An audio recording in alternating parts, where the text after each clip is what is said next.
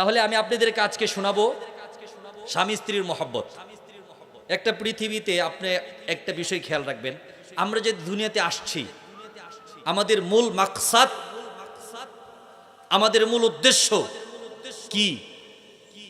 আমরা চুরি করি, ডাকাতি করি, সন্ত্রাসী করি, আমরা মানুষের পকেট মারি, আমরা মানুষের জিনিস চুরি করি। কি কারণে? দুনিয়াতে বেঁচে থাকার কারণে। আর আমরা দুনিয়াতে বেঁচে থাকি যৌবনের তাড়নায়। আপনি যখন ছোট ছিলেন আপনার একটা নিয়ত ছিল, আমরাও যখন ছোট ছিলাম যে আমি বড় হব, সুন্দর একটা বিয়ে করব। একটা মেয়ে যখন ছোট ছিল তার জীবনের সবচাইতে বড় টার্গেট যেটা, যে আমি বড় হব, আমার বাপ মা ভালো একটা ছেলে দেখে আমাকে বিয়ে দিবে। এখন পর্যন্ত আমরা বৃদ্ধ হয়ে গিয়েছি, এখন আমাদের মূল টার্গেট, চাচা বয়স 60 বছর, দুপুরবেলা বাড়িতে রাগ করছে, চাচির সাথে ভাত খাই নাই, না খায় নামাজে চলে গেছে।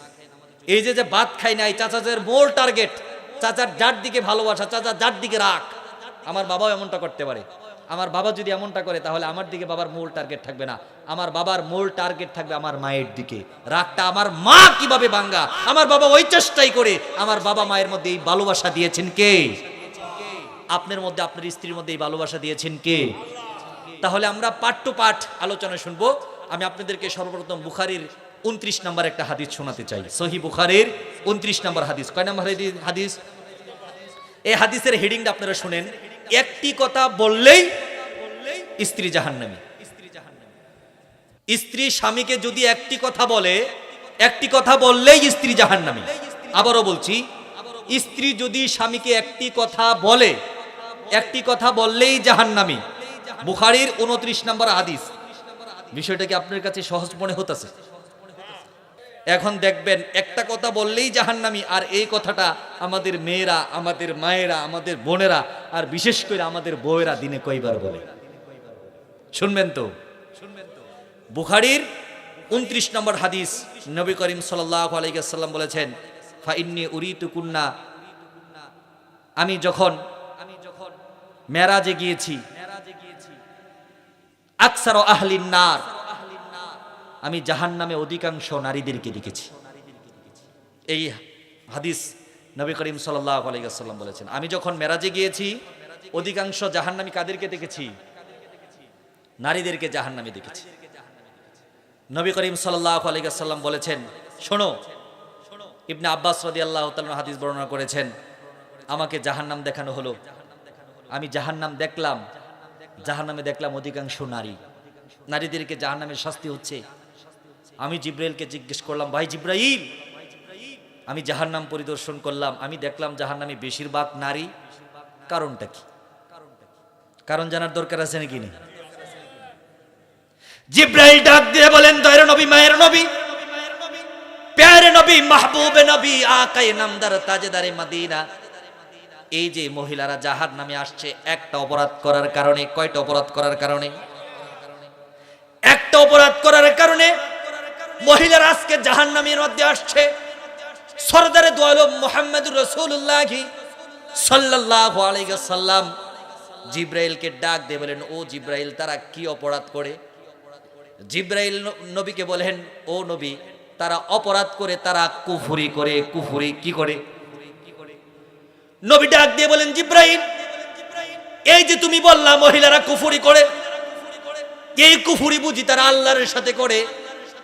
জিব্রাইল দয়ার নবী, মায়ের নবী, প্যারে নবী, মাহবুবে নবীকে ডাক দিয়ে বলেন, নবী গো, না না না, এই মহিলারা আল্লাহর সাথে কুফরি করে না, তারা স্বামীর সাথে অবাধ্য আচরণ করে। আওয়াজ দিয়ে বলুন কথা ঠিক কিনা? আমার মায়েরা, আমার বোনেরা, আপনারা অনুরোধ করেছেন মেয়েদের সম্পর্কে কিছু বলতে। আজকে আপনাদেরকে বুখারীর 29 নম্বর হাদিস শুনিয়ে যাচ্ছি। মহিলারা একটা কথা বলার কারণেই জাহান্নামে যাবে। ইবনে আব্বাস সহ সমস্ত সাহাবে کرام জিজ্ঞেস করলেন, আল্লাহর নবী, মহিলারা জাহান্নামে যাবে একটা কথার বলার কারণে, কারণটা কি? আল্লাহর নবী বলেছেন, শোনো, তুমি একটা স্ত্রী, একজন মহিলাকে বিবাহ করলা, 20 বছর 30 বছর তার তুমি গৃহ নির্মাণ করে দিলা, তাকে খাবার দিলা, তাকে যত্ন করলা, সব জিনিস যখন তুমি তাকে দিলা, যদি কখনো পান থেকে চুন খসে, যদি কখনো তোমার সাথে তার রাগারাগি হয়, যদি কখনো বাজার করতে গিয়ে তুমি ভুল করো, তাহলে তোমাকে সর্বপ্রথম বলবে আমি কখনোই তোমার নিকট হতে ভালো ব্যবহার পাই না। নাউযুবিল্লাহ। একটা কথা বলার কারণে মহিলা জাহান্নামে যাবে। কয়টা কথা? সেই কথাটা কি?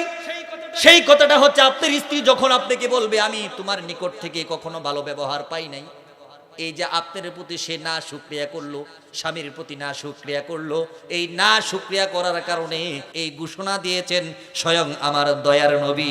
আওয়াজ দিয়ে বলুন সুবহানাল্লাহ। আমার মা ও বোনের আপনাদেরকে পায়ে হাত দিয়ে বলি, স্বামীদের সাথে কখনো খারাপ আচরণ করবেন না।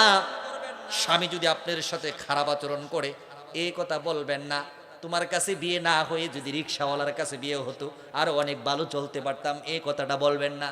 যদি এই কথাটা বলেন তোমার কাছ থেকে কখনো ভালো ব্যবহার পাইনি, আল্লাহর কসম নবীর হাদিস যদি সত্য হয় আপনার জন্য জাহান্নাম অবধারিত। স্বামী ভুল করলে আপনাকে আস্তে করে বুঝিয়ে দিতে হবে, তুমি যে কাজটা আজকে আমার সাথে করলে এটা ঠিক হয়নি, আমি কষ্ট পেয়েছি, এভাবে বলতে হবে। যদি সরাসরি আল্লাহর সাথে যেরকম কুফরি করে এরকম যদি অ্যাকশনে চলে যায় তোমার কাছ থেকে ভালো ব্যবহার পাই নাই। আজকে আমাদের সমাজের তো স্বামীকে মারধরও করে। স্বামী তুই বললে ও তুই বলে, স্বামী গালি দিলে ও গালি দেয়, এরকমটা হচ্ছে কি হচ্ছে না? তাহলে বোঝা গেল আমাদের প্রত্যেক ঘরে ঘরে মহিলা জাহান্নামী আছে নাকি নাই? নবী যে বলেছে আমি জাহান্নামে বেশি মহিলা দেখে এসেছি, হাদিস সত্য নাকি নাকি সত্য না? আপনি বললেও সত্য, আপনি না বললেও। মায়েরা আপনাদের পায়ে ধরে বলি কখনো স্বামীদেরকে কষ্ট দিবেন না। একটা পুরুষ তাকে কখনো কষ্ট দিবেন না। একটা পুরুষ 8 বছর বয়সে ইট খলায় কাঁচা ইট মাথায় নিয়ে দৌড়াই কি দৌড়াই না? 10 বছর বয়সে সিএনজি চালাই, অটো চালাই, রিক্সা চালাই। আপনাদের এই বাজারে এরকম 10 বছর বয়সের সিএনজি ওয়ালা ড্রাইভার আছে নাকি নেই? যেই ছেলেটা 10 বছর বয়সে রিক্সা চালাইতেছে এই ছেলেটা তার স্ত্রীর জন্য কি রিক্সা চালাইতেছে? সে ছেলেটা বিয়ে করছে। 8 বছর বয়সে ছেলেটা মাথার মধ্যে ইট নিয়েছে, তার স্ত্রীর জন্য মাথার মধ্যে ইট নেয় নাই। 8 বছর বয়সে ছেলেটা ভিক্ষা করে, মেয়েটা ভিক্ষা করে, বাবার ক্যান্সার, মায়ের ক্যান্সার। আমরা ভিক্ষা দেই না, গারো ধরে তাড়িয়ে দেই। ছেলেটা কিন্তু তার স্বামীর জন্য কিংবা স্ত্রীর জন্য ভিক্ষা করে না। একজন পুরুষকে কখনো কষ্ট দিবেন না। 8 বছর যখন ছেলেটার বয়স, ছেলেটা তখন মাথার মধ্যে ইটের বোঝা নেই তার বাবার কারণে। আবার এই ছেলেটার যখন 12 বছর বয়স তখন মাথার মধ্যে মাটির বোঝা নেই তার ভাই বোনের কারণে। ছেলেটার যখন 26 বছর বয়স মাথার মধ্যে তখন বোঝা নেই তার স্ত্রীর কারণে। আবার এই ছেলেটার যখন 30 বছর বয়স ছেলেটা মাথার মধ্যে বোঝা নেই তার সন্তানের কারণে। আবার ছেলেটার বয়স যখন 40 বছর, মা বলে বউ বাউরা, স্ত্রী বাউরা, বিয়া করে বাপ মারে ভুলে গেছিস। বাপ মা সর্বপ্রথম তার কলিজার মধ্যে কূপ দিল কি দিল না? আবার সন্তান বলে চেয়ারম্যান সাহেবের গাড়ি আছে, তুমি জীবনে কি করেছো? একটা গাড়ি কিনতে পারো নাই। আমার চাচার 10 কাঠা জমি আছে, তুমি জীবনে কি করেছো? 1 কাঠা জমি কিনতে পারো নাই। যদি 10 কাঠা জমি কিনতা আমার চাচাতো ভাইয়েরা যেরকম মোটর সাইকেল নিয়ে চলে আমরাও চলতে পারতাম কি পারতাম না? যেই ছেলেটা সন্তানের জন্য খাটলো এখন সন্তান বিপক্ষে, বাবা মায়ের জন্য খাটলো বাবা মা বিপক্ষে, ভাই বোনের জন্য খাটলো এবার ভাই বোন আঙ্গুল তুলেছে আমার জন্য কি করেছিস, আমাকে কি দিয়েছিস, আমাকে কি পড়াশোনা করিয়েছিস। যদি আরেকটু ভালো কলেজে পড়াইতি, আরেকটু ভালো ভার্সিটিতে পড়াইতি, আমি আজকে ব্যারিস্টারও হইতে পারতাম, তোর জন্য তো আজকে আমি উকিল। আওয়াজ দিয়ে বলুন কথা ঠিক কিনা? সর্বশেষ অর্ধাঙ্গিনী স্ত্রীর কথা যদি বলি, স্ত্রী আপনাকে এই কথাটাই বলবে। বাজার করতে গিয়েছেন, বলবে মাছ নাই, মরিচ নাই, ডাল নাই, পেঁয়াজ নাই, চিনি নাই, আটা নাই, দারচিনি নাই, লবণ নাই, এলাচ নাই, তরকারি নাই, আগডুম নাই, বাগডুম নাই, গুড়ার ডুম নাই, সব কিছু নাই। আপনি সারাদিন রাত যুগালি কাজ করেছেন, 500 টাকা পেয়েছেন, আর উস্তাদ গারকে বলেছেন ভাই আজকে আমাকে 2000 টাকা দেন, আমার বাজার করতে হবে অনেক। সব বাজার করেছেন, রিক্সা দিয়ে নিয়ে গিয়েছেন। স্ত্রীর মনটা তো খুশি, আপনি মনে মনে খুব খুশি যে আমার স্ত্রী আজকে খুশি হয়ে যাবে। আপনি যখন রিক্সা নিয়ে বাজার থেকে যখন রিক্সা থেকে বাজারগুলা জমিনের মধ্যে নামাইতেছেন, স্ত্রী রাগ আপনার দিকে তাকিয়ে আছে। তোমার যে ফান আনতে কইছিলাম, ফান কই? বইল লেগেছি, ডঙ্গের চেহারা দিকে ফেট বুরবুনি। এরকম কথা আমাদের মহিলারা বলে কি বলে না? আল্লাহর নবী বুখারীর 29 নম্বর হাদিসে বলেছেন, কোন মহিলা যদি স্বামীর প্রতি না শুকরিয়া করে, আর যদি বলে কখনো তোমার কাছ থেকে ভালো ব্যবহার পাইনি, আল্লাহর কসম করে বলি মা, তোমার জন্য জাহান্নাম অবধারিত, তোমার জন্য জান্নাত হইতে পারে না। মুহতারাম হাজিরিন, আজকে স্বামী স্ত্রীর মধ্যে গন্ডগোল আছে নাকি নাই? স্বামী স্ত্রীর মধ্যে মারামারি আছে নাকি নাই? আমাদের চেয়ারম্যান প্রত্যেক দিন যদি 10টা দরবার করে, আমি বিশ্বাস করি, আমি চেয়ারম্যানের সাথে চলে আমি দেখেছি 10টার মধ্যে অন্তত 8টা হইছে ডিভোর্সের দরবার। আমাদের সমাজের মধ্যে ডিভোর্সের সংখ্যা কম নাকি বেশি? আপনি স্ত্রীকে ডিভোর্স দিতে হবে না, স্ত্রী আপনাকে স্বামী তালাক দিয়ে চলে যাবে কি যাবে না? এই যে স্বামী স্ত্রীর মধ্যে দাম্পত্য জীবনের মধ্যে কলহ, তার কারণ একটাই, কেউ কাউকে ছাড় দিতে রাজি না, ছেড়ে দিতে রাজি। ছেড়ে দিবে এটা রাজি, ছাড় দিতে রাজি না। এক কাজের মেয়ে কাজ করতেছে, হাড়ি পাতিল মাসতেছে। আপনারা আমার কথা বুঝেন তো? হাড়ি পাতিল মাসতেছে, এখন মালিকিনী আইসা বলতেছে, এই হাড়ি পাতিল ভালো করে মাছ, আরো 5-7টা দিছে, কাপড় দিয়ে দিছে, এটি তো পরে কইছে, আচ্ছা একটা কথা বলতো, তুই তোর বিয়ে হয় নাই? কই আল্লাহ খাল্লাম কি কোন, বিয়ে হয়েছিল, একটা ছেলেও আছে আমার। তে জামাই তোরে ছেড়ে দিছে? না রে, জামাই ছেড়ে দিব, আমি জামাইরে ছেড়ে দিছি। কারণ কি? আরে জানেন না, খালি কাম করাইতো।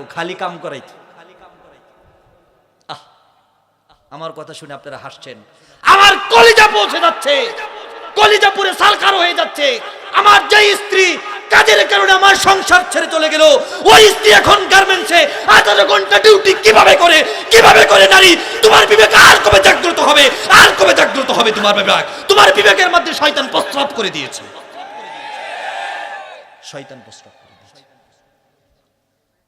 এই হচ্ছে আমাদের স্বামী স্ত্রীর সম্পর্ক। আপনারা জীবনে অনেক ওয়াজ শুনেছেন, বাবা মায়ের ওয়াজ শুনেছেন, নবীর ওয়াজ শুনেছেন। স্বামী স্ত্রীর ওয়াজ হুজুররাও বেশি করে না, আর আপনারা ওই জায়গায় আঘাত করেন না, আপনারা শুনতেও চান না। একটা বিষয় খেয়াল করবেন, স্বামী স্ত্রী যদি গঠন না হয়, পৃথিবীতে কোনোদিন ভালো বাপ মা গঠন হবে না। স্বামী স্ত্রী যদি গঠন না হয়, পৃথিবীতে কোনোদিন ভালো নানি নানা গঠন হবে না। স্বামী স্ত্রী যদি সম্পর্ক ভালো না হয়, পৃথিবীতে কোনোদিন ভালো দাদা দাদি গঠন হবে না, গঠন হওয়া সম্ভব না। স্বামী স্ত্রী যদি গঠন না হয়, ইউনিয়নে কোনোদিন ভালো চেয়ারম্যান আসবে না। স্বামী স্ত্রী যদি গঠন না হয়, স্টেজে কোনোদিন ভালো বক্তা তৈরি হবে না।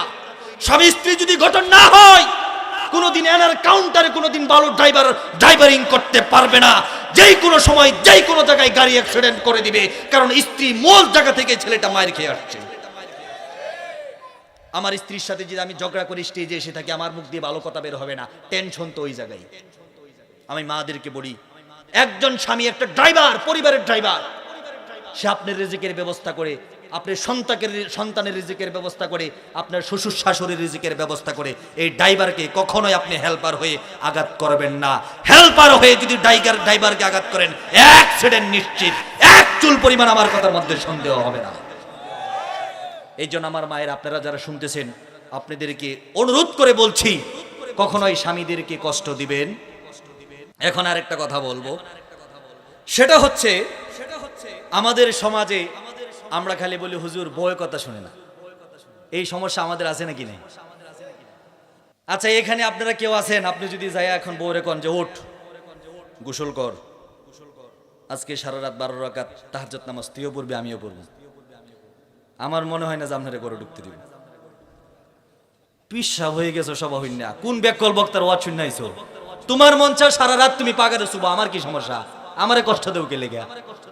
আমাদের স্বামী স্ত্রী সম্পর্ক কেমন একটু বলবো রাসূলেরটা বলবো। এখন রাসূলেরটা বলার আগে আমাদেরটা বলার দরকার নেই? স্বামী বলতাছে স্ত্রীরে, ওই আমি দুবাই যাব, আমার জন্য ভালো একটা গয়না নিয়ে এসো তো। এই আমি কানাডা যাব, আমার জন্য ভালো একটা নাইট ড্রেস নিয়ে এসো তো। এই আমি সিঙ্গাপুর যাব, একটা ডায়মন্ডের নেকলেস নিয়ে এসো তো। আমি জাহান্নামে যাব, নিজের শরীরের প্রতি খেয়াল রেখো, আমার জন্য টেনশন করিও না, আমার জন্য টেনশন করিও না। জাহান্নামী তুমি ভালো থেকো, আমার জন্য চিন্তা করো না, আমি ছেলে মেয়ে নিয়ে সুখেই থাকতে পারবো। আমাদের সম্পর্কটা কি এমন কি এমন না? আমাদের সম্পর্কটা যে কেন এমন এই কথা বলবো। আমাদের সম্পর্কটা যে এমন, এই কথাটা এমন কেন এটা বলবো। এটা হলো স্ত্রীদেরকে আমরা ভোগের জিনিস মনে করি আমার যৌবনের চাহিদা, আমার স্ত্রীকে বিয়ে করছি তার দ্বারা আমি চাহিদা মেটাবো, এটাই মনে করি।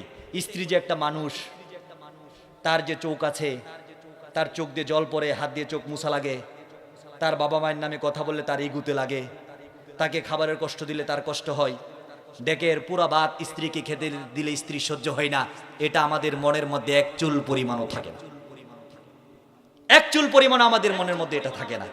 এই জন্যই আমাদের সমাজে এটা হয়, আমরা স্ত্রীকে হাদিয়া দিই না। রাসূল সাল্লাল্লাহু আলাইহি ওয়াসাল্লাম যখন ঘরে প্রবেশ করতেন, সম্ভব হলে একটা খেজুরের দানা হলেও স্ত্রীদের জন্য নিয়ে যেতেন। সুবহানাল্লাহ বলুন। আর আমরা কয়দিন ধরে স্ত্রীরে ফুসকা খাওয়াই না, আমরা নিজেরাও জানি না, ঠিক না? এই বলেন তো, এই সপ্তাহের মধ্যে স্ত্রীরা কেউ ফুসকা খাওয়াইছেন? আপনারা খাওয়াইছেন না, তাহলে আমনে করে স্ত্রীরা দৌড়ানি দিব না, তো কারে দৌড়ানি দিব? আমারে দৌড়ানি দিব? আমি তো এক সপ্তাহের মধ্যে 7 দিনের মধ্যে 8 দিনই খাওয়াই, প্রত্যেক দিন কিছু না কিছু নিয়ে যাই, এটা আমার আদত, এটা আমার তরবিয়ত। বাড়িতে গেলেও স্ত্রীর কাছে গেলেও যেখানে যাই কিছু না কিছু নিয়ে যাই, এটা সুন্নত। এই পাম, এটা পাম, এটা কি? আপনি মসজিদের সভাপতি, আপনার বেতন বাড়া না, আরে সভাপতি বেতন বাড়াইবো, আর সভাপতির দাদাও বেতন বাড়াইবো। খালি কবেন সভাপতি সাহেব, আপনারা না দেখলে যে কেমন লাগে, এটা খুশি হুজুরিটা কুঁজতে আছে আকাশ থেকে পড়ছে নাকি? আমার না দেখলে বলে কেমন লাগে? খুশি হবে কি হবে না? বেতন চায় বাড়াইতে হবে, অটোমেটিক বাড়াই দিবে না? কিন্তু আমাদের সমস্যা হচ্ছে আমরা রাসূলের সুন্নত মানবো না, আমরা সুন্নত মানি না। আমরা কি করি? স্ত্রী ফোন করছে, বলতেছে এই কই তুমি, রাতে 11টা বাজে এখনো আসেনি? ওরে তোমার মনে আছে কি, ওই যে একটা ডায়মন্ড গ্যালারি আছে না ময়মনসিং? আছে, মনে আছে ওখানে তুমি একটা নেকলেস পছন্দ করেছিলে? স্ত্রী তো মহা খুশি, আগে ধমক দিছে, এখন কইতেছে আসলেই তুমি ডায়মন্ড গ্যালারিতে গেছো? হ্যাঁ আমি তো ডায়মন্ড গ্যালারিত। বলতেছে তাহলে আমার নেকলেসটা, আরে না, আরে না মানে, আরে যেই ডায়মন্ড গ্যালারিতে এসে তুমি নেকলেস পছন্দ করেছিলে ওটার পাশের দোকানে বসে আমি চা খাচ্ছি। তখন স্ত্রী আপনাকে কি বলবে? আজকে বাড়িতে তোর কয়দিন আর আমার যে কয়দিন লাগে। আওয়াজ দিয়ে বলুন কথা ঠিক কিনা? মহতারাম, স্ত্রীগণ আমাদের কথা শোনে না, কি কারণে শোনে না? আল্লাহর নবীর বুখারীর হাদিসগুলো থেকে যাচাই বাছাই করে বিভিন্ন অ্যাঙ্গেল থেকে বেশ কয়েকটা সুন্নত আমি আপনাদেরকে শোনাবো। যদি স্ত্রীর শানে এই সুন্নতগুলো পালন করতে পারেন, আল্লাহর কসম করে বলি আপনার স্ত্রী আপনাকে ভাত দিবে তো দিবেই, তরকারি দিবে তো দিবেই, ঠিক সময় দিবে তো দিবেই, প্রয়োজন বোধে আপনার জন্য তার জীবনটাও দিয়ে দিবে। আর একটু কষ্ট করে আওয়াজ করে বলুন সুবহানাল্লাহ। এক নাম্বার এমন একটা সুন্নাত আপনাকে বলবো, আপনারা কেউ এটা আদায় করেন নাই, বলবো নাকি? নবী করিম সাল্লাল্লাহু আলাইহি ওয়াসাল্লাম আম্মাজান আয়েশা বলেন, আমার ঘরে যখন নবী আসতেন, আমি যখন বিছানার উপর বসে থাকতাম, ভাঙা খাট, চাটাইয়ের খাট, আমরা তো সোফার মধ্যে থাকি, এরপরও সারা রাত স্বামী স্ত্রী ঘুষাঘুষি করি। আওয়াজ দিয়ে বলুন কথা ঠিক কিনা? মাঝখানে বাচ্চা শোয়াই রাখি, মাঝখানে বালিশ দিয়ে রাখি যাতে আমারে না ধরতে পারে। কিন্তু আল্লাহর নবী বলেছেন যে স্বামী স্ত্রীর মাঝখানে ফাঁক থাকে, ওই ফাঁকটা শয়তান গজব দিয়া ভরপুর করে দেয়। মুহতারাম হাজিরিন, দয়ের নবী, মায়ের নবী, প্যার নবী, মাহবুবে নবী, তার সহধর্মিণী আম্মা জান আয়েশা বলেছেন, আমার নবী যখন আমার ঘরের মধ্যে আসতেন, আসার পরে যখন আমি খাটের মধ্যে বসতাম, আমার রাসূল, আমার প্রিয় স্বামী, আমার দুই উরুর মাঝখানে মাথা রাখতেন। উরুর মাঝখানে মাথা রেখে ঘন্টাকে ঘন্টা কোরআন তেলাওয়াত করতেন। আওয়াজ দিয়ে বলুন সুবহানাল্লাহ। স্ত্রীর উরুর উপরে মাথা রেখে কোরআন তেলাওয়াত করা, এর চাইতে শরমের কথা এই বাংলার জমিনে আরো আছে? বলেন তো। স্ত্রীর উরুর উপরে কোরআন, মাথারও স্ত্রীর উরুর উপরে মাথা রেখে কোরআন তেলাওয়াত করেছেন কে? আওয়াজ দিয়ে বলেন, কে তেলাওয়াত করেছেন? নবী। কে তেলাওয়াত করেছেন? মুহাম্মদুর রাসূলুল্লাহ। দয়ের নবী, মায়ের নবী, প্যার নবী, মাহবুবের নবীর হাদিস বলে যায়, ও ভাই, আপনি যদি আপনার স্ত্রীর উরুর উপরে মাথা রেখে কোরআন তেলাওয়াত করেন, আপনার স্ত্রী যদি তার হাতের আঙ্গুলগুলো চিরুনি বানিয়ে আপনার চুলগুলো আশ্রয় দিতে থাকে, জমিন থেকে আরশে আজিম পর্যন্ত রহমতের ফেরেশতা আপনার ভাঙা খাটের উপর নাজিল করে দিবেন আমার আল্লাহ। এই কাজ কেউ করেছেন? তাহলে যাদের স্ত্রী আছে আমার কথা শুনেন, আজকে আমল করবেন, আল্লাহ রহমত দিবে। এগুলো কোনো হাসির কথা বলছি না। যাদের স্ত্রী আছে তাদের উরুর উপরে মাথা রেখে কোরআন তেলাওয়াত করবেন তো, আর যাদের নাই আজকে থেকে টার্গেট করেন যে বিয়ে কইরা উরুর উপরে মাথা রেখে কোরআন তেলাওয়াত করে দেখাই দিব কোরআন শরীফ কারে কই, আওয়াজ দিয়ে বলুন ঠিক কিনা। আর জাগর বউ মরে গেছে, এরা টেনশন করতেছে হুজুর আমনের এই এতদিন পরে কেটা দাওয়াত দিছে, এতদিন আপনি কইয়াছিলেন, ঠিক না? যাদের স্ত্রী নেই আল্লাহ পাক নেককার সালেহাত স্ত্রীর ব্যবস্থা করে দিন, সকলে বলুন আল্লাহুম্মা আমিন। তাহলে স্ত্রীর মন জুগাতে হলে স্বামীকে এক নাম্বার কাজ করতে হবে, স্ত্রীর মাথার উপর, স্ত্রীর উরুর উপরে মাথা রেখে কোরআন তেলাওয়াত করতে হবে। ইনশাআল্লাহ আল্লাহ পাক আমাকে অনেকবার তৌফিক দিয়েছেন, আমার সংসারের মধ্যে আপনাদের চাইতে মাশাআল্লাহ অনেক বরকত আল্লাহ দিয়েছেন। 2 নাম্বার আরেকটা সুন্নাত আছে, যখন আপনি ঘর থেকে বের হবেন, মসজিদে যাবেন, স্ত্রী কাজ করে না, তখন তাকে ডাক দিবেন, ডাক দিয়ে নিজের পাঞ্জাবি নিজের জুব্বা দিয়ে তার কপালটা মুছে দিবেন, মুছে দিয়ে আপনি 2টা শুকনা ঠোঁট দিয়ে স্ত্রীর কপালের মধ্যে চুমু দিবেন। আল্লাহর কসম আপনার ঘরের মধ্যে শয়তান কোনোদিন প্রবেশ করবে না, কোনোদিন প্রবেশ করবে না, কোনোদিন শয়তান প্রবেশ করার মতো দুঃসাহস করবে না। আল্লাহর কসম, আল্লাহর কসম, আপনাকে কোনোদিন চেয়ারম্যানের কাছে স্ত্রী ডিভোর্সের মামলা নিয়ে যেতে হবে না, কোনোদিন থানা ঘাটে পুলিশের কাছে আপনাকে দৌড়াদৌড়ি করা লাগবে না। আম্মা জান আয়েশা বলেছেন, আমার নবী যখনই ঘর থেকে বের হতেন আমাকে ডাক দিয়ে মুস্কি হেসে দিয়ে আমার মাথার মধ্যে ধরে আমার কপালের মধ্যে চুমু দিতেন। আমার নবী স্ত্রীকে কতটা ভালোবেসেছেন, কতটা ভালোবেসেছেন। রহমাতুল্লিল আলামিন, গোটা পৃথিবীর জন্য যিনি রহমত, উনি স্ত্রীদের সাথে কি আচরণ করেছেন, কি আচরণ করেছেন। আপনাদেরকে যদি বলি হুজুর আপনারা কি কখনো স্ত্রীর কপালের মধ্যে চুমু দিয়েছেন এইভাবে? তো হুজুর খায়ার কাম নাই, সারাদিন কাজ করে ঘামিয়া গুইমা ময়লা টয়লা নিয়ে আসে, সেই নিয়ে আবার জুমা ওনে তো সরা এবার মনছে না। এগুলো ভুল ভাই, এগুলো ভুল। স্ত্রীকে ভালোবাসবেন না তো কাকে ভালোবাসবেন? আপনি যাকে ভালোবাসতে চান তাকে যদি ভালোবাসেন, আপনার জন্য 3টা শাস্তি রয়েছে। পরক্রিয়া যারা করে তাদের জন্য আল্লাহর 3টা গজব, বুখারীর হাদিস থেকে আমি বলতে পারি 3টা গজব হবে যারা পরক্রিয়া করবে। মুহতারাম হাজিরিন, তাহলে স্ত্রীকে যারা ভালোবাসতে চায় তাকে 4টা কাজ করতে হবে। 1 নাম্বার কাজ, স্ত্রীর উরুর উপরে মাথা রেখে কোরআন তেলাওয়াত করতে হবে। 2 নাম্বার কাজ, আপনি যখন ঘর থেকে বের হবেন, নামাজের জন্য বের হবেন, সফরের জন্য বের হবেন, স্ত্রীর কপালের মধ্যে চুমু দিবেন। 3 নাম্বার কাজ হচ্ছে স্ত্রীর সাথে মাঝে মাঝে দৌড় প্রতিযোগিতা দিবেন। আম্মা জান আয়েশা সিদ্দিকা রাদিয়াল্লাহু তাআলা আনহাকে নিয়ে আল্লাহর নবী গভীর রজনীতে বের হয়ে গিয়েছেন, পূর্ণিমার চাঁদ দেখা যাচ্ছে। আম্মা জান আয়েশাকে নবী বলেন, ও আয়েশা, ওই যে একটা খেজুর গাছ দেখছো? কো হ্যাঁ দেখছি। তুমিও দৌড়াইবা আমিও দৌড়াইবো, যে আগে যাইবো এ ফার্স্ট, যে পরে যাইবো এ লাস্ট। আম্মা জান আয়েশা ছোট মানুষ কি আর বুঝে, 6 বছর বয়সে বিয়া, 9 বছর বয়সে স্বামীর গরু, 18 বছর বয়সে বিধবা। আম্মা জান আয়েশা উড়নাটা কোমরের মধ্যে বেঁধে 1 2 3 বলার আগে দৌড়াদৌড়ি শুরু করে দিল। দৌড়াইতে দৌড়াইতে বিষ্ণু নবীর আগে গিয়ে পৌঁছে গেছে। এরপরে আয়েশা নবীর সাথে মুস্কি মুস্কি, আয়েশা আপনি আমার সাথে দৌড় দিয়া পাবেন না? সুবহানাল্লাহ বলুন। আল্লাহর নবী মুস্কি হাসি দিয়ে বলে, আয়েশা তুমি কি বলো? 40 জন জান্নাতের যুবকের শক্তি আর দুনিয়ার 4000 পুরুষের শক্তি যদি কোন নবীর দেহের মধ্যে না থাকে, আল্লাহ ওই নবীকে নবুয়ত দান করেন না। আমার শরীরে আছে 4000 পুরুষের শক্তি, আর তুমি আমারে দৌড় দিয়ে বাগাইছো, বাগাও, খুশি থাকো, তবুও খুশি থাকো, তবুও কি থাকো। আরেকদিন ডাক দিছে, চলো আজকে দৌড় প্রতিযোগিতা হবে। হ্যাঁ, তো দৌড় দিয়ে অর্ধেক গেছে। এরপরে রাসূল বিসমিল্লাহ বলে পা বাড়াই দিত, লক্ষ্যে পৌঁছে গিয়েছেন। রাসূলকে লক্ষ্য পৌঁছে দেন কে? লক্ষ্যে পৌঁছে গিয়েছেন। আয়েশা বলেন, আল্লাহর নবী আজকে আমার মনটা ভালো না, শরীরটাও ভালো না, আরেক দিনের জন্য রেখে দিলাম।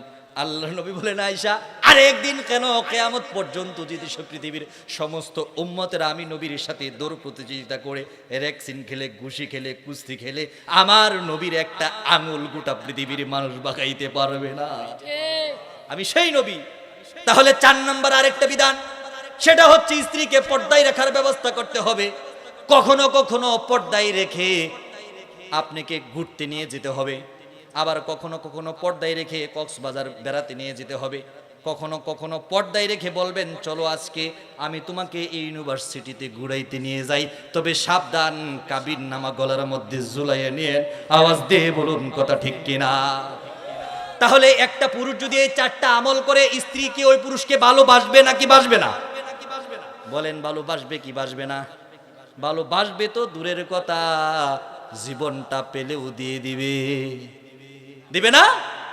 তাহলে এখন টেনশন আমাদের মায়েরা কি করবে? আমার কথাগুলো আপনারা বুঝেন তো? প্রথম বলেছি নারী একটা কথা বললেই জাহান্নামী, পরে বললাম কোন পুরুষ যদি 4টা রাসূলের রোমান্টিক সুন্নাত আদায় করে ওই পুরুষটা স্ত্রী থেকে প্রচুর পরিমাণে ভালোবাসা পাবে। এখন আমগর মা চাচিরা চিন্তা করে হুজুর আমগরটা আর কোয়া লাগবো না, জামাইরে কেমনে বশ করা লাগে এটা আমরা জানি, কারণ গ্রামের মধ্যে কবিরাজ যেটি আছে ব্যক্তিরে 500 করে টাকা দিয়ে শেষ করে দিছে। জামাইয়ের টাকা লয়ে যায়, জামাইরে বশ করা লাগিয়া কবিরাজের টেহা দে। জামাই যদি শুনে আমারে পানি পরা খাওয়াইছে আমার টেহা দিয়ে, এই বউটা কি ঘরে রাখবে? আর রাখলেও তো কোমর ভেঙে অর্ধেক মারা করে রাখবে। কারবা বুকা নাম্বার আউয়াল, বুকা নাম্বার সানি, বুকা নাম্বার সালেস, বুকা নাম্বার রাবে, সব নাম্বার বুকা। এ বুঝেও না, কোনটা বুঝে না এটাও বুঝে না। জামাই যদি কোনোদিন টের পা, আমি যদি শুনি আমার বউ ওই মসজিদের ইমাম সাহেবের কাছে গেছে 500 টাকা, হুজুর আমার জামাই খালি ওয়াজ করে, মানুষের বুঝায়, নিজে একটু বুঝে না, আমার একটু ভালোবাসে না, 500 টাকা দিলাম একটা তাবিজ দেন। আমি দেখলাম বালিশের মধ্যে তাবিজ, কিরে তাবিজ আনছি কেডা? আমি আনছি। কেরে আনছস? তুমি যে আমার কথা শুনো না, এলগে টেহা দিয়া তাবিজ আনছি। কয়টিয়া? 500 টাকা। টেহা কই পাইছস? কত তোমার ফকটতে লইছি। এরকম সমস্যা আছে নাকি নেই? মা বোনেরা, আমি আপনাদেরকে 6টা কৌশল শিখাবো। কয়টা কৌশল? আমার মা বোন যদি 6টা কৌশল শিখে, আল্লাহর কসম ওই স্বামী ওই স্ত্রীকে পাগলের মতো ভালোবাসবে। কোন বাবার দরবারে গিয়ে, কোন মাজারে গিয়ে, কোন বাজারে গিয়ে কবিরাজের পিছনে দন্না দেওয়া লাগবে না। আর এই কবিরাজ গুলাও এত বুঝা বুঝে, জুব বুঝা কূপ মারে। ধরেন যে আপনি রিক্সা চালান, আপনার বউ গেছে, বলবো যে একটা তাবিজ দেন, বলবে টাকা আনছেন? হ আনছি। কয় টাকা? কয় 101 টাকা দেন, মানে 100 টাকা পাইলো। আপনি রাজমিস্ত্রি কাজ করেন, বলবে টাকা আনছো? হ আনছি। কত? 501 টাকা দেন। রাজমিস্ত্রি করে তো 500 টাকা থাকে, 501 টাকা দিয়ে দেব, মানে 500 টাকা পাইলো। এখন আপনি হুজুর কিংবা আপনি আর একটু ঊর্ধ্বতন কর্মকর্তা, বলবে টাকা আনছেন? আরে আপনার স্বামী কথা শুনবো দূরের কথা, আপনার জুতা লয়ে দৌড়াইবো, 1000 টাকা লাগবে, 1001 টাকা দিল 1000। এখন এই খতিব সাহেবের বউ কিংবা চেয়ারম্যানের বউ এখন গেছে, আমার বউ গেল, যাই কইতেছে আমার জামাই তো প্রতিদিন 10,000 টাকা কামাই করে, টেহার কোনো সমস্যা নাই, সন্তানও ভালো আছে, কিন্তু কথা শুনে না। হুজুর তো বুঝতেছে কি প্রতিদিন 10,000 কামাই করে, টেহাই তো সব তোর কাছে। বলতেছে মা তুমি যে কি বলো, এমন একটা তাবিজ লিখকে দিমু, তোমার জুতা লইয়া ঘুরবো দূরের কথা তো করবোই, তোমার সব কাপড় চোপড় খোঁজা সারা জীবন ভাত খাইবো, রাইন্দা খাওয়াই দিব। কইতেছে হুজুর কয়টি হা লাগবো? 10,000। আরে ব্যাপারই না, আপনি নেন 5,000, আমি 5,000 কালকে দিয়ে যাবো। ঠিক না? এই জন্য আমরা মায়েরা আপনাদেরকে অনুরোধ করে বলছি, কোন ভণ্ডের কাছে আপনারা দন্না দিবেন না, স্বামীর সাথে সম্পর্ক তৈরি করার চেষ্টা করুন। 6টা কৌশল আমি আপনাদেরকে হাদিস থেকে, বিভিন্ন সুন্নাত থেকে আপনাকে শিক্ষা দিচ্ছি। এই 6টা কৌশল আপনি অবলম্বন করুন, আপনার স্বামী আপনাকে অন্ধের মতো বিশ্বাস করবে, পাগলের মতো ভালোবাসবে। 1 নাম্বার কথা হচ্ছে, আপনি স্বামী ঘরে আসতেই সর্বপ্রথম সালাম দিবেন। কি দিবেন? সুস্বাগতম জানাবেন, সালাম দিবেন। বেটেন কইতেছে খায়া কাম নাই হুজুর, এই খাটাইছে সালাম দিতাম, এ সালাম বুঝে? এ সালাম বুঝে নাকি? সারাদিন লঙ্গি তুইলে হাল চাষ করে, সালামের কি বুঝে? কিন্তু এরপরেও আল্লাহর নবী বলেছেন যে আমি যদি সেজদা করার অনুমতি দিতাম, আমি প্রত্যেক স্ত্রীদেরকে বলতাম তারা যেন তাদের স্বামীর পায়ের মধ্যে সেজদা করে। সুবহানাল্লাহ বলুন। আরেকটা হাদিস আছে, বুয়া জালিয়াতি মানুষে বলে যে স্বামীর পায়ে নিচে স্ত্রীর জান্নাত, এই কথাটা বলে, এটা হাদিস না, এটা হাদিস না। আমি আগেরটা যেটা বলছি ওইটা হাদিস, আর এখন যেটা বললাম স্বামীর পায়ে নিচে স্ত্রীর জান্নাত, এটা হাদিস না। ইন্নাল জান্নাতা ইনদা রিজলিহা, জান্নাত হচ্ছে একমাত্র মায়ের পায়ের নিচে। মায়ের পা খামছা দেও, ওখানে মাটি পাবে না, সরাসরি জান্নাতুল ফেরদাউসের স্বর্ণমণি মুক্ত পাবে। আওয়াজ দিয়ে বলুন সুবহানাল্লাহ। মায়ের পা খামছাইতে হবে না। তাহলে কোন স্ত্রী যদি 6টা কাজ করে, 1 নাম্বার কাজ হচ্ছে স্বামী যেখান থেকে আসবে, রাত 1টা আর 2টা বুঝি না, আমি স্ত্রী যদি ভাত খাইতে থাকি, আমার প্লেটের মধ্যে ভাত পড়ে থাকবে, হাতের মধ্যে ভাত থাকবে, আমি হাতটা উপরে করে নিয়ে স্বামীকে বলবো আসসালামু আলাইকুম। স্বামী যখন দেখবে আমার স্ত্রী ভাত খাইতেছিল, ভাত খাওয়া বাদ দিয়ে আমাকে সালাম দেওয়ার জন্য চলে আসছে, অটোমেটিক তার প্রতি একটা মোহাব্বত পয়দা হবে কি হবে না? স্বামী যখন আসবে, রান্নাঘরের মধ্যে তরকারির মধ্যে উনুনের মধ্যে আগুন জ্বলছে, স্বামীর মোটর সাইকেলের আওয়াজ পেয়ে কিংবা রিক্সার বেলের আওয়াজ পেয়ে স্ত্রী দৌড়ে আসছে, আসার পরে স্বামীকে বলতেছে আসসালামু আলাইকুম, বলতেছে দৌড়ে আসলে কেন, কি করতেছিলা? রান্না করতেছিলাম, আপনি আসছেন, আগুন নিভাইয়া চলে আসছি। আওয়াজ দিয়ে বলুন সুবহানাল্লাহ। আমার মায়েরা যদি টিভি দেখা বাদ দিয়ে রিমোট অফ করে, আমার মায়েরা যদি সন্তানকে দুধ পান করানো বাদ দিয়ে, সন্তানের স্কুলের টিচারের সাথে কথা বাদ দিয়ে দৌড়ে গিয়ে যদি স্বামীকে আহলান সাহলান মারহাবান বলে, আসসালামু আলাইকুম, আপনি কেমন আছেন, এই কথাটা বলে, আল্লাহর কসম করে বলি, এই স্বামী যদি কোনো পরক্রিয়া করে, এমন সতী সাধবী স্ত্রীর চেহারাটা তার চোখের মধ্যে বেশে ওঠার কথা কি কথা না? 2 নম্বর আরেকটা গুণ, সেটা হচ্ছে স্বামীকে সালাম দিবে। আর 2 নম্বর যেই গুণ, সেটা হচ্ছে সময় এবং সুযোগের প্রতি লক্ষ্য রাখবে। স্বামীটা ইস্টু খেলে, জোয়া খেলে, তাও তো স্বামী, তাও কি স্বামী কি স্বামী না? স্বামী ঋণ করেছে 2000 টাকা, বাজারের মধ্যে চেয়ারম্যানের কাছে বিচারে দিয়েছে, চেয়ারম্যান একটা থাপ্পড় দিয়েছে, সে নিজেও জানে আমার স্বামীকে চেয়ারম্যানে থাপ্পড় দিয়েছে, স্বামী ঘরে আসছে। এখন যায়া যদি বলে চেয়ারম্যানে কি রকম দিল, এই স্বামীও কিন্তু বউর ওই রকমই দিব। আওয়াজ দিয়ে বলুন কথা ঠিক কিনা? স্বামীর যখন মন খারাপ, স্ত্রী যদি আস্তে করে সালাম দিয়ে বলে, ও আমার প্রাণের স্বামী, টেনশন করবেন না, ওই যে আমার গয়নাটা আছে ওটা বিক্রি করে দেন, বিক্রি করে ঋণ পরিশোধ করেন, শান্তি হলে গয়না লাগে না, বালু খাট লাগে না। আল্লাহর কসম করে বলি, কোন স্বামীর ঘরের মধ্যে যদি স্ত্রী স্বামীর সম্পর্ক থাকে, পাটি ছাড়া, মাদুর ছাড়া, তুষক ছাড়া, খালি বালির মধ্যে যদি স্বামী স্ত্রী শুয়ে থাকে, আল্লাহ ওখানে জান্নাতের সুখ রেখে দিবে। 1 নাম্বার হচ্ছে স্বামীকে সালাম দেওয়া, 2 নাম্বার হচ্ছে সময় সুযোগের প্রতি লক্ষ্য রাখা, আর 3 নাম্বার হচ্ছে স্বামীর পোশাক আশাকের প্রতি লক্ষ্য রাখা। স্বামী এক জায়গায় সফরে যাবে, জুমার ইমামতি করতে যাবে, স্ত্রীকে ডাক দিয়ে বলে আমার পাঞ্জাবি কোথায়, আমি জানি নাকি। চেয়ারম্যান সাহেব একটা প্রোগ্রামে যাবে, আমার পাঞ্জাবি কোথায়, তোমার পাঞ্জাবি তুমি ইস্ত্রি করে নাও।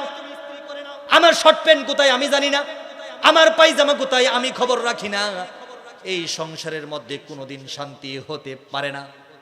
আবার একজন রিকশাওয়ালা 3 দিনের নেশাবে তাবলিগে যাবে, রিকশাওয়ালা ঘরের মধ্যে ঢুকে দেখে তার বালিশ রেডি, খাতা রেডি, তার 2টা পাঞ্জাবি ইস্ত্রি করা, তার লুঙ্গি 2টা পরিষ্কার করা, তার টুপিটা রেডি, তার রুমালটা রেডি। শুধু তাই নয়, তার মেসওয়াক রেডি, তার টয়লেট টিস্যু রেডি। আল্লাহর কসম করে বলি, ওই রিকশাওয়ালার সংসারের মধ্যে এমপি, মন্ত্রী, চেয়ারম্যান, বক্তা, খতিব, ইমামের চাইতে বেশি শান্তি রেখে দিয়েছেন আমার আল্লাহ। আর 4 নম্বর আরেকটা মহিলা যদি কাজ করে, সব সময় স্বামীর সাথে হেসে খেলে কথা বলতে হবে। আপনার মন খারাপ, স্বামী ধমক দিয়েছে, মার দিয়েছে, কি হয়েছে, স্বামীর সামনে যদি নিজেকে বিলে না দিতে পারো, তাহলে এই দেহের, এই যৌবনের আর কি দাম আছে? সব তো স্বামীর জন্য লিখে দিয়েছেন আমার আল্লাহ। স্বামী ধমক দিয়েছে, কতক্ষণ পরে হাসি খুশি অবস্থায় তার সাথে দুষ্টামি শুরু করলেন, আপনি চলে যাচ্ছেন, পিছন থেকে টান দিয়া টুপিটা রেখে দিল। আপনি চিন্তা করবেন, কি রে, মাত্র তোরে ধমক দিলাম, এখন আবার আমার টুপি নিয়ে কারাকারি করিস, কি রে তুই মানুষ না? আপনি স্ত্রী কেঁদে কেঁদে যদি বলেন, তুমি আমাকে যতই ধমক দেও, তুমি ছাড়া আমার কিছু ভালো লাগে না, আল্লাহর কসম, আপনার স্বামী আপনার জন্য টাকা পয়সা খরচ করবে, শুধু এটা না, প্রয়োজন বেদে আপনার জন্য নিজের জীবনটাও দিয়ে দিবে। আর 5 নাম্বার, স্বামীর সামনে কখনো উঁচু সুরে কথা বলা যাবে না, স্বামীর সাথে কখনো চাপা করা যাবে না। আপনি অপরাধ করেন নাই, এরপরও স্বামী বলছে অপরাধ করেছেন। এখন তার সাথে যদি আপনি প্রচেষ্টে যান, তার সাথে যদি আপনি তর্ক বিতর্ক লিপ্ত হন, সে আপনাকে গায়েল করবে, প্রয়োজন বেদে মারধর করবে, কিন্তু কোনো পৃথিবীর পুরুষ স্ত্রীর পক্ষ থেকে চাপাবাজি আর উচ্চ স্বরে কথা পছন্দ করে না। আপনি তাকে পরবর্তীতে বলতে পারেন, রাত্রে 3টার সময় আপনার স্বামী আপনার কাছে আসবে, সন্ধ্যাবেলা আপনি রাত্রে 3টার সময় বললা, তুমি যে ওই সময় আমাকে ধমকটা দিছো, একটু বুঝে চিন্তা দিছিলা, আমি তো কিছু বলি নাই, এই আমার অপরাধ ছিল, এই কারণে তুমি আমাকে এই কথাগুলো বলছো। স্বামী তখন বলবে, সরি, আমার মাথা ঠিক ছিল না, আমি আসছি একটা তাড়াহুড়া করে, আমি ভাবছি তুমি এই কাজটা এইভাবে করো না, ওভাবেই করছিলে, এই জন্য ধমক দিছিলাম, আচ্ছা ভুল আমারই হয়েছে, আমার মাফ করে দিও। স্ত্রীর কাছে মাপ চাওয়া এটা কি গুনার কাজ? আপনার মাথার ব্যথা, আপনার স্ত্রী আপনাকে পানি ঢেলে দিচ্ছে, স্ত্রীর মাথা ব্যথা, স্ত্রীর পানি আপনি ঢেলে দিবেন, এটা আল্লাহ এবং তার রাসূলের নির্দেশ। নির্দেশ, এটা আল্লাহর নবী নির্দেশ করেছে। তাহলে 6 নাম্বার আরেকটা কাজ, সেটা হচ্ছে স্বামীর প্রশংসা করতে হবে বেশি বেশি। এই স্বামীর প্রশংসা করার জন্য আমাদের বাংলাদেশের মেয়েরা নোবেল পুরস্কার পাওয়ার যোগ্য। স্বামী খালি ঘর থেকে গেছে, চাষি হরি আইছে, এই মুসাড্ডার ভাত আমি খাইয়ে গেলাম, পৃথিবীর কোনো মহিলা এর ভাত খাইতো না। যা কইরে গেলাম, ঈদের মধ্যে আপনারা কি কিনে দিছে? আরে কি কইবেন, 2000 টাকা দিয়ে একটা শাড়ি আর 5000 টাকার কসমেটিক্স আর বাচ্চাদের 8-7 টাকার ব্যাপার, এই মোট 20,000 টাকার মার্কেট করে দিছে। কই মুসারা আর কি দিব? 20,000 টাকা আর আছে কি? 20,000 টাকার থেকে বেশি দিব কি? চাচি হরিরে কইতেছে, চাচি আম্মা আপনারা কি কি দিছে? কোথাও সে বলে আমার একটা 300 টাকা কাপড় এনে দিছে রং জায়গা, কোথাও সাসামে বালা। আমার কথাগুলো আপনি শুনে হাসেন, আমার কষ্ট লাগে। আমার স্ত্রী, আমার মা বোনেরা, এই সমাজটা তারা এইভাবে নষ্ট করে দিচ্ছে। তাও বালা নিজে হোটেলে খাইতে গেছে, চিন্তা করতেছে কি লই। আগর ঠিক আছে গরুর গোশত দিছে মেসিয়ারে গরুর গোশত, একতন পরে দেখে আরেক সেরা 10 টাকার রুটি আর 20 টাকার বাজি ডিম খাইতেছে। তখন চিন্তা করতেছে গরুর গোশত এটা কি করলাম, এই রুটি ডিমই তো মনে ভালো ছিল। এ বিয়ে করছে এক মায়ের এক জি, সবচাইতে বেশি সুন্দর, এত সুন্দরী বই হয় না, গ্রামের মধ্যে ফার্স্ট। বউরে ভাল লাগে না? আর ওই চাচার ঘরের মধ্যে যে এক মেয়ে কাজ করে, একদম খোলা ফাইলার তলা, এর দেখলেই আর বলে কলিজা দরজা। আওয়াজ দিয়ে বলুন কথা ঠিক কিনা? এই জন্য আমি আপনাদেরকে বলে দিলাম, আমাদের স্ত্রীরা যদি এই 6টা কাজ করে, আমাদের স্বামীরা পাগলের মতো ভালোবাসবে কি বাসবে না?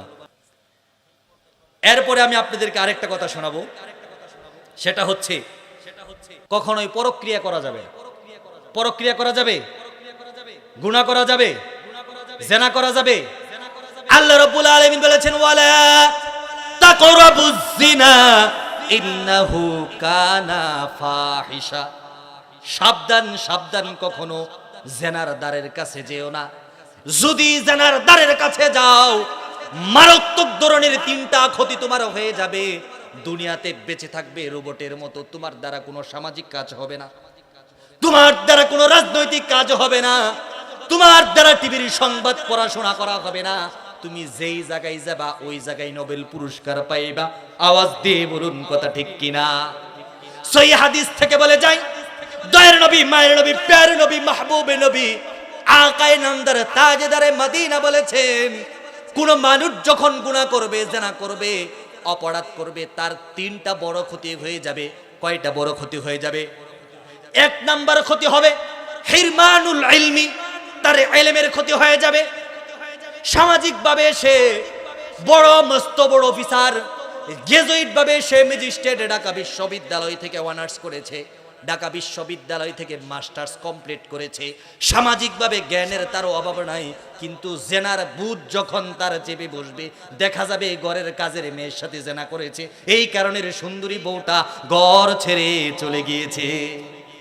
জেনার নেশা যখন মাথার মধ্যে আসবে, আল্লাহর কসম, গুনার নেশা যখন মাথার মধ্যে আসবে, সর্বপ্রথম তার ইলম লুপ পেয়ে যাবে, তার ইলমের কোনো কাজ হবে না, তার জ্ঞানের কোনো উপকার হবে না। সে জানবে চুরি করা খারাপ, সে গুনাহ করে এরপরে সে চুরি করবে।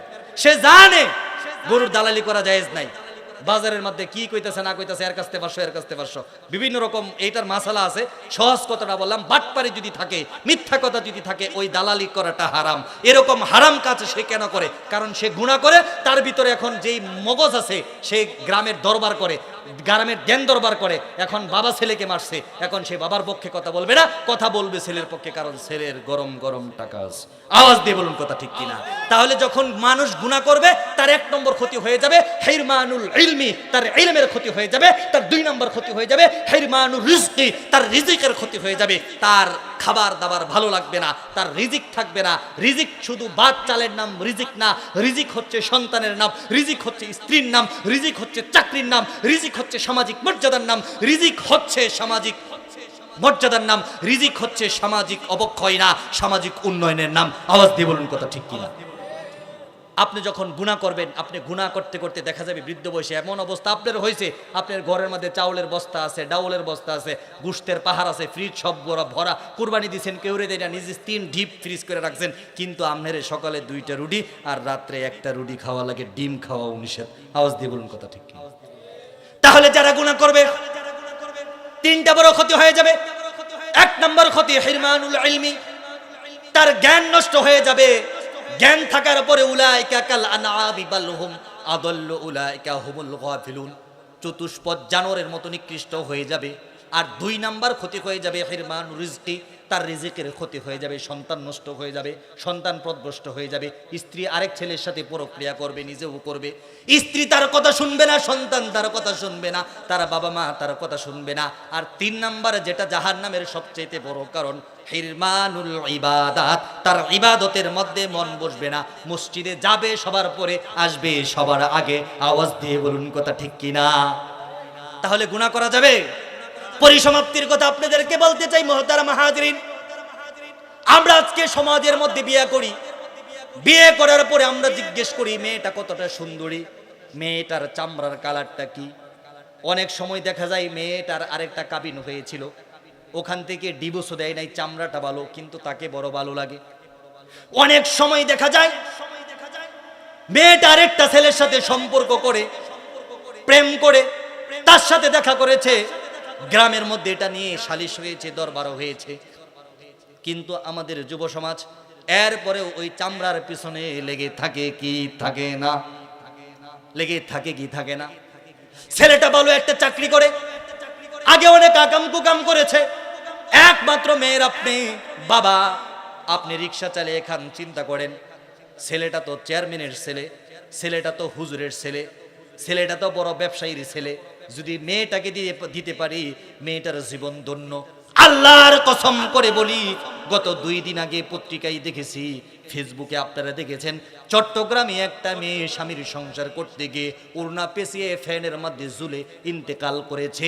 অন্য কোনো কারণ নয়, অন্য কোনো কারণ নয়। কোনো মেয়ে বাদ কাপড়ের জন্য গলার মধ্যে রশি দেয় না, স্বামীর যৌতুকে টাকার জন্য কিংবা স্বামীর শাশুড়ির নির্যাতনের জন্য।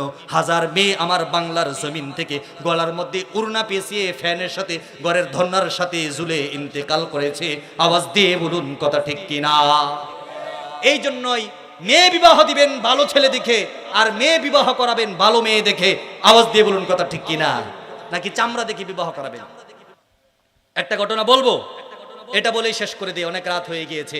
আপনারা আসলে এতটা সার্ভিস দিবেন আমি ভাবতে পারিনি। আমি আলহামদুলিল্লাহ খুশি, আমি অনেক খুশি। আপনারা সবার দাওয়াত দিলেও খুশি, আমি আপনারা সবার দাওয়াত না দিলেও খুশি। আলহামদুলিল্লাহ, আল্লাহ পাক সারা দেশ ঘোরার তৌফিক দিয়েছেন, বলুন আলহামদুলিল্লাহ। আল্লাহ পাক অসংখ্য নিয়ামত আমাকে দিয়েছেন। আমি সারা জীবন যদি সেজদার মধ্যে থাকি, আমার এই নিয়ামতের শুকরিয়া আদায় আমি করে শেষ করতে পারবো না। আমি পরিসমাপ্তির একটা ঘটনা আমি আপনাকে বলতে চাই। একজন সাহাবী, তার নাম জুলাইবিব। তার নাম কি? এটা বলেই শেষ করে দেব। সাহাবীর নাম কি? জুলাইবিব। সাহাবীর নাম কি? সমাজে দেখবেন বামন কিছু লোক আছে, খাটো খাটো শ্রেণীর, মানে উচ্চতায় হচ্ছে 26 ইঞ্চি, 28 ইঞ্চি, 30 ইঞ্চি, সর্বোচ্চ 2 ফুট, 2.5 ফুট, 3 ফুট, এর বেশি না। এরকম কিছু লোক আছে না? বামন প্রকৃতির লোক আছে না? এরপরে চেহারাটা খুব কালো, এরকম লোক আছে না? জুলাইবিব শুধু বামন ছিলেন না, শুধু খাটো ছিলেন না, শুধু কালো ছিলেন না। জুলাইবিবের চেহারাটা এত বিশ্রী ছিল, এত বিশ্রী ছিল। জুলাইবিব যেরকম খাটো ছিল, যেরকম কালো ছিল, আল্লাহর নবীর সাহাবী ছিলেন, খাটো ছিল জুলাইবিব, কালো ছিল। তার আরেকটা বড় দোষ ছিল মুহতারাম হাজিরিন, তার কোনো বংশ পরিচয় ছিল না। একেতে খাটো, দুইতে কালো, তিনেতে ঠোঁট মোটা, দেখতে ভালো না। আর সবচাইতে বড় আফসোস, তার বাবার পরিচয় নাই। সমাজে কেউ তার বাবার পরিচয় জানে না। এই ছেলেটা এসে দয়াল নবী, মায়ের নবী, প্যারে নবী, মাহবুবের নবী, আকায়ে নামদার, তাজদার মদিনা মুহাম্মদুর রাসূলুল্লাহ সাল্লাল্লাহু আলাইহি ওয়াসাল্লামকে বলেন, নবী গো, আমি ইসলাম ধর্ম গ্রহণ করতে চাই। আমি তো খাটো, আমি তো কালো, আমি তো বেটে, আমার ঠোঁট ভালো না, নাক ভালো না, চোখ ভালো না। ও নবী গো, আমার তো আরেকটা দোষ আছে। আমার বাবাকে আমি কোনোদিন চিনি না, আমার বাবাকে আমি কোনোদিন দেখি নাই। নবী বলেন, জুলাইবি, ইসলাম তো কালো মানুষের জন্য, ইসলাম খাটো মানুষের জন্য, ইসলাম বেটে মানুষের জন্য। যার বংশমর্যাদা নাই, পরিচয় নাই, ইসলাম তো তার জন্য। ইসলাম শুধু প্রতাপশালী লোকের জন্য নয়। আওয়াজ দিয়ে বলুন সুবহানাল্লাহ। জুলাইবি একদিন, 2 দিন, 3 দিন কালেমা গ্রহণ করার পরে 1 বছর, 2 বছর, 3 বছর 25 বছর ও 26 বছর বয়স জুলাইবিবের হয়ে যায়। জুলাইবিব ওই খাটো ছেলে, ওই কালো ছেলে, ওই বংশ পরিচয়হীন ছেলে। নবী চিন্তা করলেন জুলাইবিবকে নিয়ে সব সাহাবীরা মজা করে, দুষ্টুমি করে, কথা বলে। নবী চিন্তা করলেন জুলাইবিব কখনো মায়ের আদর পায় নাই, কখনো বাবাকে দেখে নাই, বংশ মর্যাদা পরিচয় নাই। নবী আল্লাহর সাথে কথা বলে, আল্লাহ গো, যদি জুলাইবিবের ঘরে সুন্দর একটা স্ত্রী আসতো, আমি নবী খুশি হয়ে যেতাম। আওয়াজ দিয়ে বলুন সুবহানাল্লাহ। নবী চিন্তা করতেছে জুলাইবিবকে বিবাহ করানোর দরকার। কার মেয়েকে বিবাহ করানো যায়? আপনার মেয়ের যদি এমন সম্বন্ধ আসে, নবী দেই, আপনি কি মানবেন? আপনি মানবেন? আল্লাহর নবী বিখ্যাত আনসার সাহাবীকে ডাক দিয়ে বলেন, আনসার সাহাবী এদিকে আসো। আনসার সাহাবী আসলেন। ও আনসার সাহাবী, শুনেছি তোমার একমাত্র ষোড়শী অপসরী পরমা সুন্দরী 16 বছর বয়সের কুমারী একটা মেয়ে আছে। ও আনসার সাহাবী, তোমার মেয়েটা কি বিবাহ দিবে? তোমার মেয়েটা কি বিবাহ দিবে?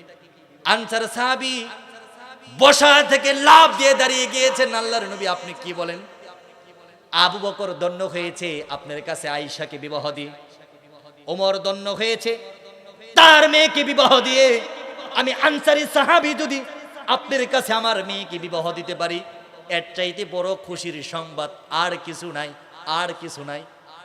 আল্লাহর নবী মুখটা মলিন করে দিয়ে বলেন, ও আনসার সাহাবী, তুমি কি ভেবেছো তোমার মেয়েকে বিবাহের প্রস্তাব আমি দিয়েছি, আমি বিয়ে করব, এটা নাকি? আনসার সাহাবী বলেন, নবী গো, আমি তো ভেবেছি আবু বকরের জীবন ধন্য, ওমরের জীবন ধন্য, তারা আপনার সাহাবী আবার শ্বশুর, আমিও যদি সাহাবী হয়ে আবার শ্বশুর হতে পারি, আমার জীবন ধন্য। আনসারীর সাহাবীকে দয়ার নবী, মায়ের নবী, ফের নবী, মাহবুবে নবী ডাক দিয়ে বলেন, আনসার সাহাবী, আমি তোমার মেয়েকে বিবাহ করব না, তোমার মেয়েকে বিবাহ করব না। আমি জুলাইবিবের জন্য তোমার মেয়েকে বিবাহের পয়গাম পেশ করলাম। আওয়াজ দিয়ে বলুন সুবহানাল্লাহ। মানুষ তো সাহাবী, মানুষ তো। মনে মনে চিন্তা করেন, নবী গো, কি প্রস্তাব দিলেন? আমি বিখ্যাত একজন ধনাঢ্য ফ্যামিলির সন্তান, একমাত্র মেয়ের আমার হাজার হাজার লক্ষ লক্ষ টাকার মালিক, এত সুন্দরী কুমারী মেয়ে, মাত্র 16 বছর বয়সের মেয়ে। এই মেয়েকে এই ছেলের কাছে যদি বিবাহ দেই, লোকে আমাকে পাগল বলবে। এত সুন্দর মেয়েটা বামন ছেলের কাছে বিবাহ দিলা, কালো ছেলের কাছে বিবাহ দিলা, ভালো কথা, যার বংশ পরিচয় নাই। তুমি একজন বংশীয় মানুষ হয়ে এই কাজটা কেমনে করলা? কিন্তু নবীকে তো কিছু সরাসরি বলাও যায় না, কারণ সাহাবীরা নবীকে ভালোবাসতেন নিজের জীবনের চাইতে বেশি। লা ইউমিনু আহাদুকুম হাত্তা আকুনা আহাব্বা ইলাইহি মিন ওয়ালিদিহি ওয়া ওয়ালাদিহি ওয়ান নাসি আজমাইন। নবীকে সাহাবীরা সব থেকে বেশি ভালোবাসতেন, এই কথার মধ্যে যাররা পরিমাণ কোনো সন্দেহ নাই। এখন আনসারী সাহাবী আল্লাহর নবীর মুখের সাথে কিছু বলতে পারে নাই, কৌশল করে বলে, আল্লাহর নবী, মেয়েটা তো আর আমার একা নয়, মেয়ের তো মা আছে, মেয়ের তো গার্ডিয়ান আছে। নবী গো, 10 মিনিটের একটা সুযোগ আমাকে দেন, আমি দৌড়ে গিয়ে মেয়ের মাকে জিজ্ঞেস করি। আনসারী সাহাবী একটা দৌড়ে ওই মহিলার ঘরের মধ্যে চলে যাই, গিয়ে আমার দরজাকে ডাক দিয়ে বলেন, আমার প্রিয় স্ত্রী, তুমি কোথায় আছো? কোথায় আছো? জলদি আসো, ঘটনা ঘটে গেছে। কি ঘটনা ঘটে গেছে? স্বামী বলেন, স্ত্রী, আমার একমাত্র মেয়েকে বিশ্ব নবী বিবাহের পয়গাম পেশ করেছে, প্রস্তাব দিয়েছে। মহিলা 2 হাত আকাশের দিকে তুলে দোয়া করেছে, আল্লাহর নবী আমার মেয়েকে বিবাহ করবে, এর চাইতে বড় সৌভাগ্যের খবর আমার আর কিছু হতে পারে না। স্বামীটা কেঁদে কেঁদে বলেন, আমার স্ত্রী, না না না, আমার নবী নিজে বিবাহ করার জন্য আমার মেয়েকে বিবাহের পয়গাম পেশ করে নাই। আমার নবী জুলাইবিবের জন্য আমার মেয়েকে বিবাহের পয়গাম দিয়েছে। মহিলাদের ধৈর্য কম, মহিলা তো এত কিছু বোঝে না। একবার 2 বার নয়, 3 বার আল্লাহর কসম, আল্লাহর কসম, আল্লাহর কসম করে বলেন, ও আমার স্বামী, আমার জীবন বেঁচে থাকতে আমি পিতৃ পরিচয়হীন কালো বেটে জুলাই বিবির কাছে আমার মেয়েকে আমি বিবাহ দিব না। কলঙ্ক লাগছে কি লাগে নাই? স্বামী বলেন স্ত্রী একবার ভেবেছো এই খবরটা যদি নবীর কাছে যাই তাহলে কি হবে? নবী আমার নারাজ হয়ে যাবে, আমার আল্লাহ নারাজ হয়ে যাবে। স্ত্রী বলেন স্বামী গো, নবী নারাজ হয়ে যাবে, এই কারণে কি আমার মেয়েকে আমি জলের মধ্যে ডুবাই দিতে পারি? নবীকে বুঝিয়ে সুঝিয়ে বলেন যেন এই বিয়াটা নবী মাফ করে দেই। জুলাইবিব ছাড়া অন্য একটা ছেলে দেখছে যত গরিব থাকুক আমরা গ্রহণ করে নিব। একটা কথা আছে, গাছবালা তার গুটাবালা, গাইবালা তার ঘি, বাপবালা তার বেটা বালা, মা বালা তার ঝি। আওয়াজ দিয়ে বলুন কথা ঠিক কিনা? সাহাবী যখন দৌড়ানো শুরু করেছে, পর্দার ওই পাশ থেকে মেয়ে চিৎকার দিয়ে বের হয়েছে, বাবা এদিকে আসো, এদিকে আসো। নবীর হাদিস কি তুমি শুনো নাই? লা ইউমিনু আহাদুকুম হাত্তা ইয়াকুনা আহাব্বা ইলাইহি মিন ওয়ালিদিহি ওয়া ওয়ালাদিহি ওয়ান নাসি আজমাইন। যতক্ষণ পর্যন্ত নিজের চাইতে, সন্তানের চাইতে, পরিবারের চাইতে, এমনকি নিজের জীবনের চাইতে আল্লাহর নবীকে বেশি ভালো না বাসবে, সে কখনো মুমিন হতে পারে না। আমরা যদি আজকে এই বিবাহের পয়গাম যদি প্রত্যাখ্যান করি, জুলাইবিব মনের মধ্যে কষ্ট পাবে। একজন মানুষকে মনের মধ্যে কষ্ট দেওয়া ঠিক না। ও আমার বাবা, ও আমার মা, আমি জানি জুলাইবিব আমার যোগ্য নয়, জুলাইবিবের কোনো বংশ পরিচয় নাই, আমার লম্বার সাথে তার লম্বা মিলে না, আমার উচ্চতার সাথে তার উচ্চতা মিলে না, আমার বংশের সাথে তার বংশ মিলে না। ও আমার বাবা, ও আমার মা, কিন্তু যদি আপনি নবীর কাছে গিয়ে বলেন, সর্বপ্রথম নবী মনের মধ্যে কষ্ট পাবে। নবী যদি কষ্ট পায়, আমার আল্লাহ কষ্ট পাবে।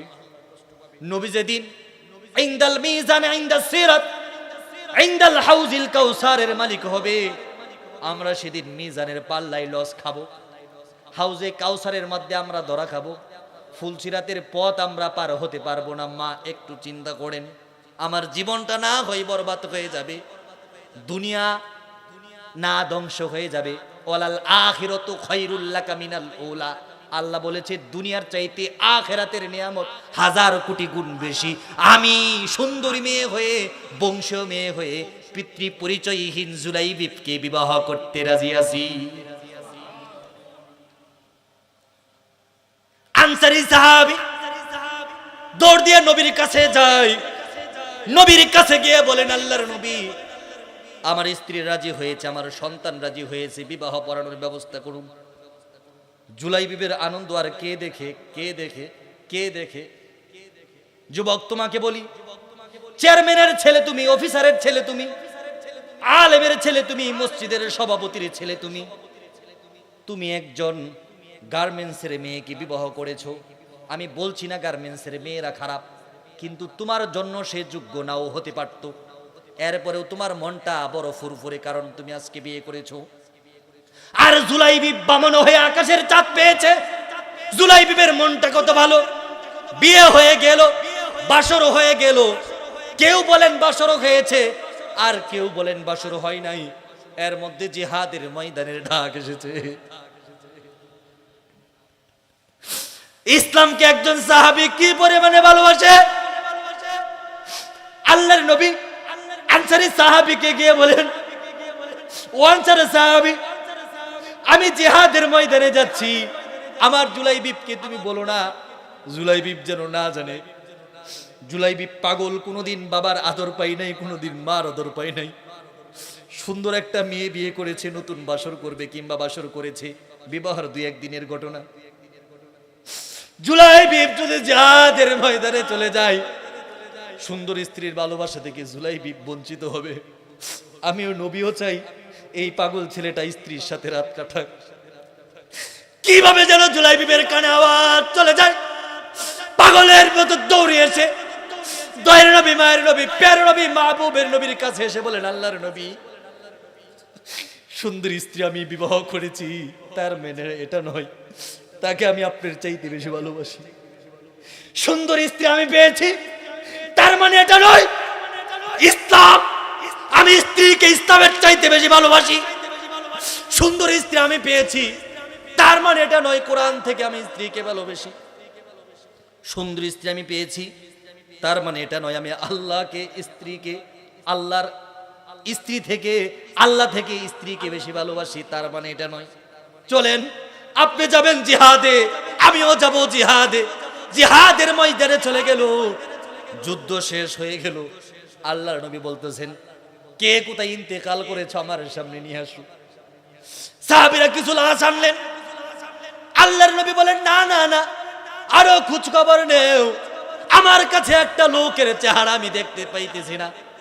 সাহাবীরা বলেন, আল্লাহর নবী, না না, সবার লাশ হাজির করা হয়েছে।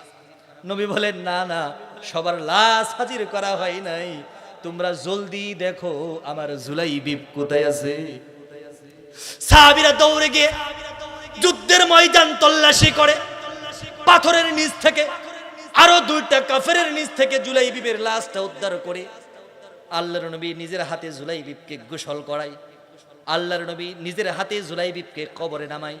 আল্লাহর নবী জুলাইবিবের জানাজার ইমামতি করে দিয়ে বলেন, জুলাইবিব রে, তুই শুধু আমার মন জয় করস নাই, আনসার সাহাবীর মন জয় করস নাই, স্ত্রীর মনটা জয় করস নাই, আল্লাহর মনটা জয় করে তুই জান্নাতটা কিনে নিলি। আওয়াজ দিয়ে বলুন আলহামদুলিল্লাহ।